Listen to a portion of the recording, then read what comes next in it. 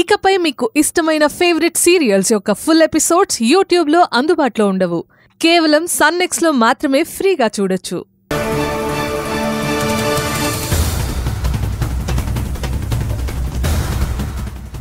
ఈవిడ గారికి నా గురించి ఏదో తెలిసిందే, అందుకే ఇంత డల్గా ఉంది.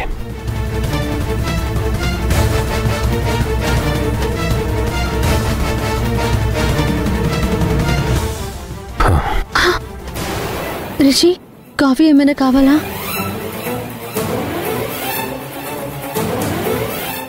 వద్దు శ్రావంతి. నువ్వేంటి అంత డల్గా ఉన్నావు? నేను బానే ఉన్నాను రిషి. ఎందుకలా అడిగావు? నువ్వు నా ప్రాణానివి డార్లింగ్. నీ ఫేస్ చూసి నువ్వు ఏ మూడ్లో ఉన్నావో చెప్పలేనా? ఇంతకీ నువ్వెందుకు అలా ఉన్నావు? ఓహ్, మీ డాడీ గుర్తొచ్చారా? పర్లేదు చెప్పు. ఒకవేళ మీ డాడీతో మాట్లాడాలనుకుంటున్నావా? నో ప్రాబ్లం, ఇదిగో ఫోన్, మాట్లాడు. ఎందుకు ఇలా అడిగాడు? ఒకవేళ నేను ఫోన్ చేసిన దాని గురించి తెలిసిపోయిందా? వద్దులే రిషి, నాన్న నన్ను క్షమించాడు. నాన్న నుంచి చాలా దూరం వచ్చేసాను. వెనక్కి వెళ్లే దారులు కూడా అన్నీ మూసుకుపోయి ఉంటాయి. ఇప్పుడు ఫోన్ చేయడం కూడా వేస్ట్.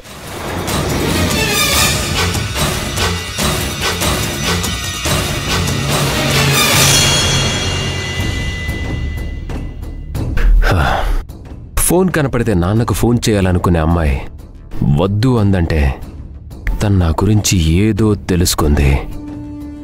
ఎంతవరకు తెలుసుకుందో తెలుసుకోవాలి. మా మావయ్య పగ గురించి తెలుసుకుందా? ఆ పగ సాధించడానికే నేనొచ్చానని తెలుసుకుందా? తెలుసుకుందా?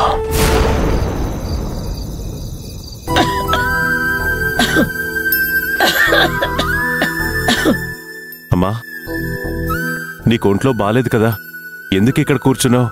వెళ్ళి లోపల పడుకో. ఇప్పటిదాకా పడుకునే ఉన్నానురా. అలా పడుకుంటే నిజంగా పేషెంట్ నన్న ఫీలింగ్ వస్తుంది. అందుకే కాసేపు ఇలా కూర్చుందామని వచ్చాను. అది కాదమ్మా. జగన్, నాకు జలుబు చేసింది అంతేరా. ఆ జలుబు మీద కాస్త జ్వరం తగిలింది అంతే. ఆ మాత్రానికే కంగారు పడతావెందుకు?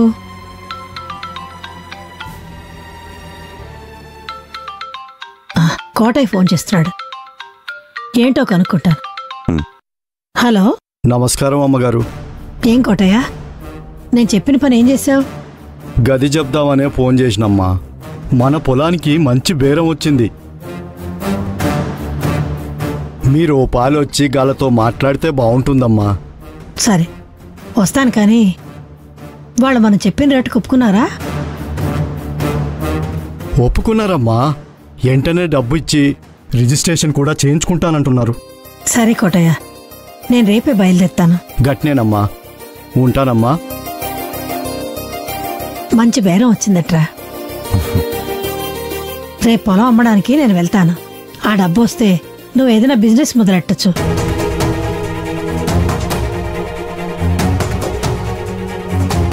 ఏమైందిరా? నా పరిస్థితి ఎలా తయారైందో చూసావమ్మా. నా సమస్యల నుంచి బయటపడ్డానికి కూతురు ఆస్తినో తల్లి పుట్టింటి సారెనో అమ్మాల్సి వస్తుంది. అలా అనుకోకరా జగన్. ఆడవాళ్ళకి పసుపు కుంకాల కింద ఇచ్చే ఆస్తులైనా నగలైనా అవసరానికి ఆదుకుంటాయనే ఇస్తారు. కష్టాల్లో ఉన్నప్పుడు కాపాడకపోతే డబ్బుకి విలువే ఉంటుంది చెప్పు. సరే, నేను రేపు ఆ పొలం విషయం ఏంటో చూసొస్తాను. వద్దమ్మా, అసలే నీ హెల్త్ బాగలేదు. ఇప్పుడు అంత దూరం ప్రయాణం చేయకూడదు. నేనే వెళ్తానులే. వద్దులే జగన్, నువ్వు అసలే బాధల్లో ఉన్నావు. 2 రోజులు రెస్ట్ తీసుకో. నేను వెళ్ళి ఆ పొలం పని చూసొస్తాను. తర్వాత నువ్వు బిజినెస్ గురించి ఆలోచిద్దావు గాని. లేదమ్మా, ఇక్కడే కూర్చొని శ్రవంతి గురించి ఆలోచించడం కంటే అలా వెళ్ళి రావడమే మంచిది. సరేరా, జాగ్రత్తగా వెళ్ళిరా.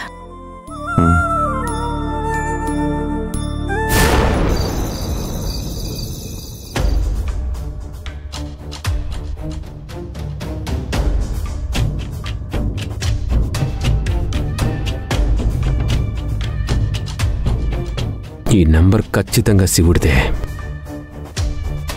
స్రవంతి వాడి సాయంతోనే ఫోన్లు చేస్తుంది. ఇది ఇలాగే వదిలేస్తే స్రవంతి ఏదో ఒకరోజు జగన్ దగ్గరకు చేరుతుంది. చదరంగంలో ఒక బంటే కదా అని వదిలేస్తే ఖచ్చితంగా అది మంత్రిగా మారే అవకాశం ఉంది.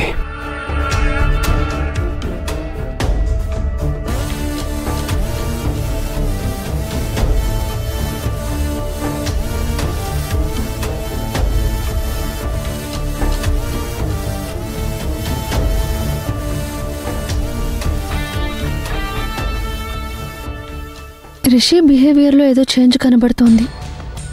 ఇంతకుముందు నన్ను నాన్నకు ఫోన్ చేసుకోమని అన్నాడు. ఫోన్ కూడా ఇవ్వబోయాడు. ఇప్పుడు ఒంటరిగా కూర్చొని ఆలోచిస్తున్నాడు. Something is wrong. స్రవంతిని ఆపాలంటే ఒక్కటే మార్గం. తనకి శివుడి నుండి హెల్ప్ అందకుండా చేయాలి. అలా చెయ్యాలంటే వాణ్ణి శాశ్వతంగా బెడ్ మీద పడుకోబెట్టాలి.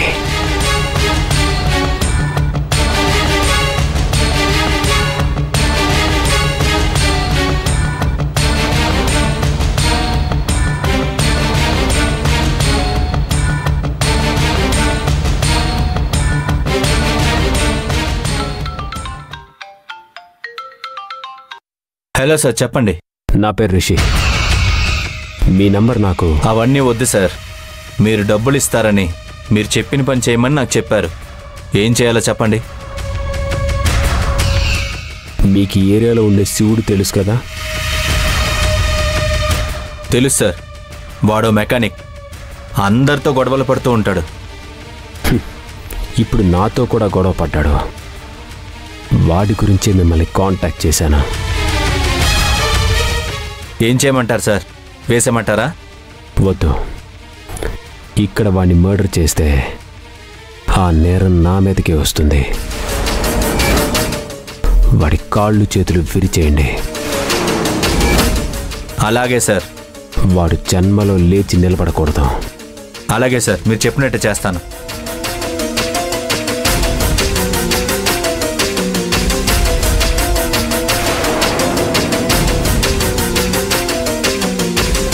రిషి ఎంతకు తెగించాడు? వెంటనే ఈ విషయం శివుడికి చెప్పాలి.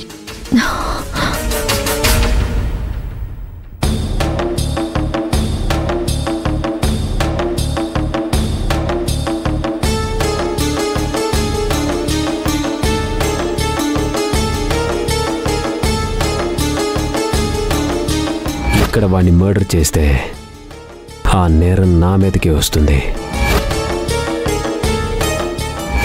వాడి కాళ్ళు చేతులు విరిచేయండి. వాడు జన్మలో లేచి నిలబడకూడదు. రిషి చాలా దుర్మార్గంగా ఆలోచిస్తున్నాడు.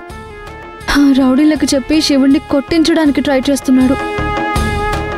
అసలు ఎలాగైనా ఈ విషయం శివుడికి చెప్పాలి. కానీ ఎలా?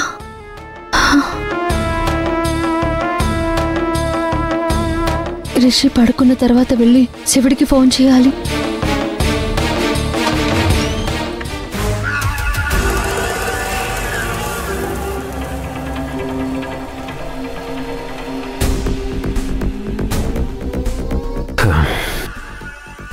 ఏం ఆలోచిస్తున్నావు స్రవంతి? నిద్రపోవడానికి ట్రై చేస్తున్నాను రిషి. నీకు ఈ మధ్య హాలుసినేషన్స్ ఎక్కువైపోయాయి. అందుకే ఒంటరిగా పడుకుంటే నిద్ర రావట్లేదు. రా, వచ్చి నా రూమ్లో పడుకో.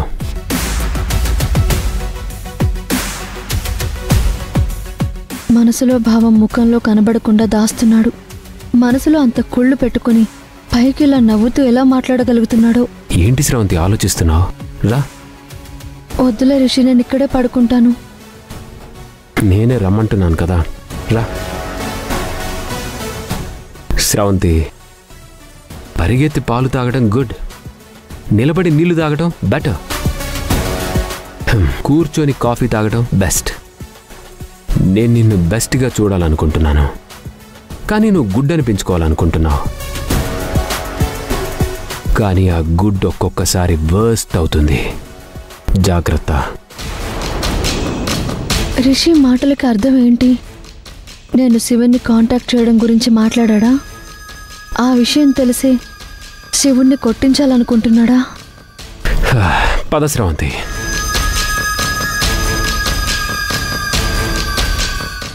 పద.